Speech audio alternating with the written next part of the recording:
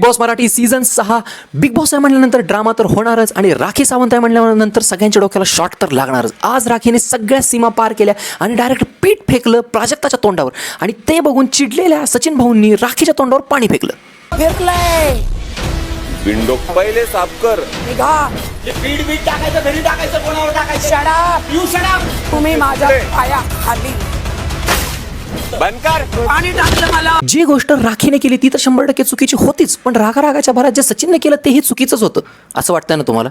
असं अजिबात काही सुद्धा नाहीये. ही गोष्ट पूर्णपणे प्री प्लॅन केलेली होती आणि हे प्लॅनिंग होतं राखीचं. प्राजक्ताला थोडीशी सिंपती मिळावी आणि सचिन भाऊ थोडेसे दिसावे म्हणून हे सगळं प्लॅनिंग राखीनंच केलं होतं. राखीने बाहेर जाऊन सचिनला सांगितलं की मी असं असं केलेलं आहे किंवा मी करणार आहे, तू रागात येऊन माझ्या तोंडावर पाणी उडव. तर ह्या तिघांना ही गोष्ट माहिती की हे सगळं प्री प्लॅन आहे, याच्यामध्ये काहीही मोठा ड्रामा नाही आहे. पण बाकीच्या लोकांना ही गोष्ट माहीत नाही आहे. बाकीचे लोक ह्या गोष्टीची मजा घेत आहेत आणि वाट बघतायत की कधी आम्ही या गोष्टीचा मोठा इश्यू बनवू. पण जेव्हा त्यांना कळेल की ही गोष्ट पूर्णपणे प्री प्लॅन होती तेव्हा पोपट त्यांचाच होणार आहे. सगळ्यात मोठा पोपट होणार आहे सागर कारंडेचा, जो उगीच ओव्हर रिॲक्ट करतोय. यार याला काय अर्थ आहे?